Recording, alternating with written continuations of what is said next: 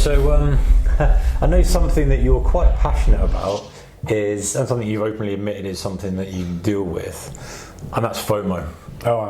So talk to us a little bit about FOMO. What is it? How do you get around it? How do you deal with it? And all that kind of FOMO, I've suffered fear of missing out. Something I've suffered with from day one. It's something that I'm never ever going to get rid of. That I've already realised. But I am 95% better than I was. Interesting. The occasional times I get it, the way I get around it now is I will put just a very, very small position on a trade. And that satisfies me. Yeah. Completely and totally. And you can be talking about making pennies. And what I don't know what it is, it then satisfies me. Feeds the beast. I've made a penny and a half, right? But I got in it. Yeah. Yeah. Where when I first started, I'd be doing that with every trade. Where now, yes, occasionally it will still kick in, but I've sold it. And this is something else with personalities. Know your own personality. You're not gonna, if you can't stop doing something, then work around it. Find a hack. Found a hack, and that's what I did. Found a hack for it. Got around it. So you'd basically say to someone, if they struggle with FOMO, so i.e. they got a setup, it goes without them, then just put a very small chunk on, just to say, right, I'm in it. Yeah. Irrelevant in terms of risk and capital, but for some reason it ticks the box. And it ticks the box. I'm in it, and then you can go and look at something else that's setting up a bit more. Yeah, it's interesting, and I know Peter's mentioned that, and I want to touch on that again because that's so important. Is being self-aware enough to recognise that it's a problem for you. I'm not just ignoring it and going, well, I'll sort it out. I know, but saying, listen, it's a problem for me. So when this happens, I will do X, so that I don't dig myself a massive hole. Because obviously, I'm assuming you've figured this out because you've made mistakes and you've dug yourself horrible holes by chasing stuff and then you've looked back and gone, I've lost all this money, all these thousands of pounds because in fact I've been chasing stuff. How do I fix that? Not chase it. Well, easier said than done. How do I hack it? Okay, I'll just put a little bit on. Going back to time frames, some traders like the daily and the weekly. Other traders like the scalping with the 1 minute and the 5 minute. Right? Because they've figured out what their personalities are like. The guy that scalps 1 minute and 5 minutes cannot be bothered waiting for a trade to work out for a week, a month, or 6 months. He hasn't got the patience for it. Now he can't get rid of that. So what's his hack? His hack is, right, I'll scalp. I'll do the 1 minute and the 5 minute. Yeah. That's his personality. He wants the quick fix. Where the guy that does the 4 hour, he's got the patience for it. Yeah. Yeah, that's it. And it's probably, there's no real right or wrong, is there? Because we're all different, and and it's almost like uniqueness that will give you the edge as a trader. Because I think people will say, well, I need to trade like a... In fact, let me ask your opinion on this. When people say you should trade without emotion, do you trade without emotion? No. No. Exactly. It's not as emotional now as it used to be. Yeah. But that emotion was always there, and it should be there. You're human. You're not an AI robot. You're human. Yes, you need to reduce it as much as you can, but in the day, you're human, and therefore you should have emotion. Yeah. Tailor it down, slow it down, but it's there.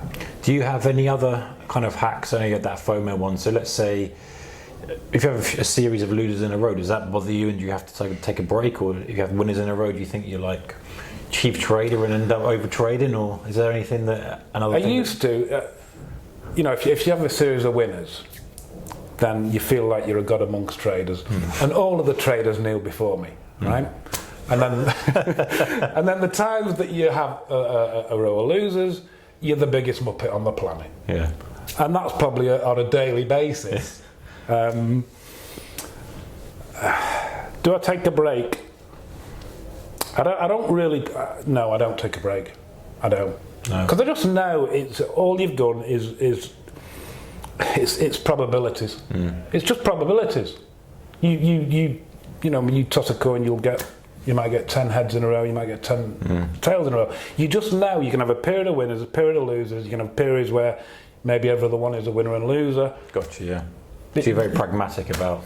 Yeah, that's interesting. I'm slightly different. I think I've said mentioned it before. For me, it stings a bit if I have a series of losers and I have to go right, refresh, because I feel that I want to get that money back quite quickly, and I'll find myself being a bit more eager, a bit more size maybe. In my mind, so do you tend to do a bit of revenge trading? Oh yeah. Yeah. So that's why I have that break in. Right. If I have a series of losers, even intraday, a series of losers intraday or multiple days in a row, or whatever, I'll go right. Just easy. So side, you know easy side. So you know where your weakness is, and you know your hack to get around that. Yeah, exactly. And that's the thing, guys. It's that. Yeah. And you only know this once you've been trading for a while, don't you? You trade for a while, you go back and look at what you've been doing, go, well, I know there's a problem. What's the problem? FOMO, revenge trading. How do I fix it? Little bit of things, stepping away from the screen.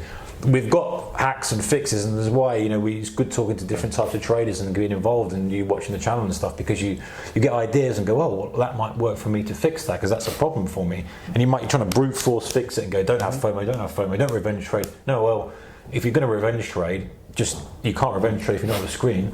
Yeah. Here's another hack that I had when I was new. Messing with trades. Constantly messing with them. Yeah. All right. What I used to do, I didn't do it that often, but occasionally when I got the urge to mess with the trade. You're talking about once you're in a trade. You're in a trade. Yeah. It's working. Okay. All right. And I used to fiddle. Used to mess with them. Always making a right mess of the trade. Used to get in my car and drive for half an hour. Just anyway. So I was at least an hour away from the screen. Honestly, I would even drive longer. That's how I had to solve that one. Yeah. I know. That's what I had to do. So how do I stop doing this? Yeah. That's the solution. So that came about from you obviously messing with trades and realising it wasn't in your best interest. Precisely. And it takes, and it does, and I know it sounds sat here and it sounds quite easy now. So this is the hack we did, but it does take a bit of time for that to sink in. Yeah, definitely. The self-awareness. The self-awareness does take a bit of time. Once you can get to grips with that, then it tends to come a bit quicker with each problem that you might have. There's almost a few stages, isn't there, to it? It's like, okay, losing money or having a series of losers or bad trades, then identifying what's caused that, and then finding a solution for that problem. So meddling with trades, maybe not necessarily losers, but not quite as profitable as it could be. While meddling on what's the solution? Get in the car and drive. Spend whatever on fuel instead of meddling with the trade. Yeah.